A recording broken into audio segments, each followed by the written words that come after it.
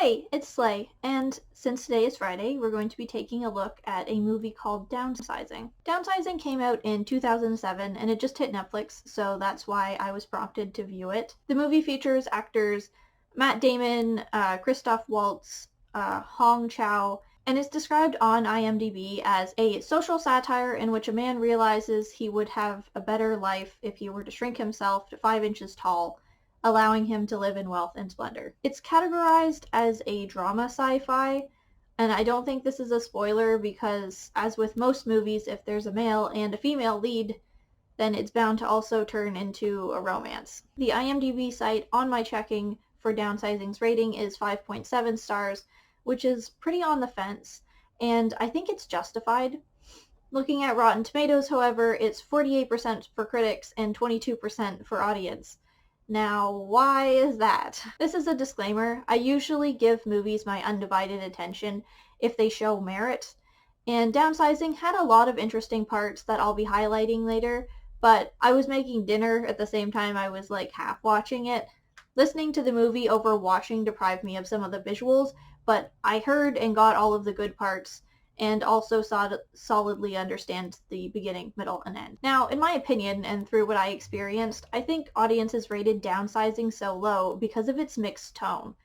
Unlike Backcountry, where it was obvious what the directors wanted, and they executed it poorly, Downsizing had a weird, lingering feeling like the tone was going to change. Or better, you could say, it didn't know what genre it wanted to be. This may be partly due to the writing and events, and partly due to the actual content. A lot of moments in it felt they were supposed to be funny in their irony or severity, or like we were waiting for a punchline that never came. Like how pushy Lan is in contrast to Paul's reluctance but unwavering need to persevere, or Dusan's existential perspective but general humor for the situation that Paul gets in, are two examples. And honestly, I feel like that was a shame. The acting was good, and the overall story was a worthwhile social commentary. It just didn't hit the duality it needed between Paul's depressing life at the start and his slow journey towards self-worth at the end, because the middle was slow, odd, and I think that's literally just because we were dealing with the idea of tiny people. The more I think about the movie, the more credit I find in its concepts, in the concepts that it presented. The more I think about the movie, the more credit I find in the concepts that it presented, and more estranged by my inability to connect with their seriousness. We, as audience members, are so used to the trope of miniature people used for comedic purposes. It was hard to tell my brain to stop looking for humor. Paul's life is just mundane and meaningful, not funny or waiting to be elevated by the grand gesture of love. If you probably can't tell, I wasn't really into the romance. I liked the coming of person story itself. She just happened to be a part of it, and as much as they gave time and reason for the romance to develop, her speech about love fuck wasn't hitting me in the feels. And again, that was part of the problem with the movie. There are elements in the movie that are supposed to be in some way humorous, but also they just aren't. It's okay in concept, but it's not fun watching those sort of conversations play out.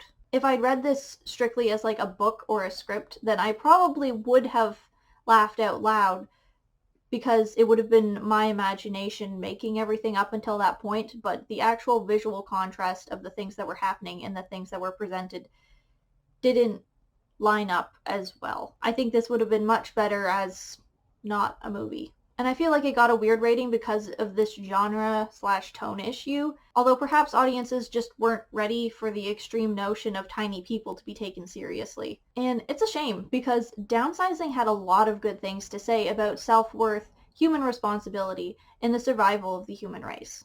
I see why they chose downsizing as the proposed solution to all humanity's problems, and it sucks the juxtaposition didn't hit the mark for me. I felt properly pained by the dumb logic of a drunk at the bar during Paul and his wife's party before Downsizing, about them only getting a vote in elections equal to their size.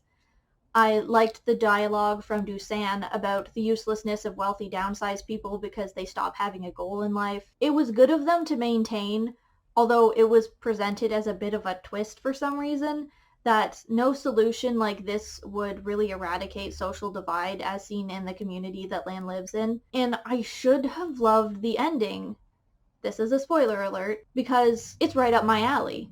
Humans didn't give a fuck and the world is dying irreversibly. But even in that, there were weird comparisons that alleviated rather than strengthened the coldness of that reality in the movie's shots. When the first downsized civilization decides to barricade themselves in a vault for thousands of years to save the human race, the shot pans out to a planned rock explosion to seal the door that's no bigger than if I had taken a hammer and just hit the rock and a tiny little bit falls onto the door, and it just feels comically disproportionate to the reality of what just happened. And I'm sure that was part of the point, but actually watching it, the execution didn't come through like that because it looked silly, but not silly enough to laugh at, and not silly enough to be sad about.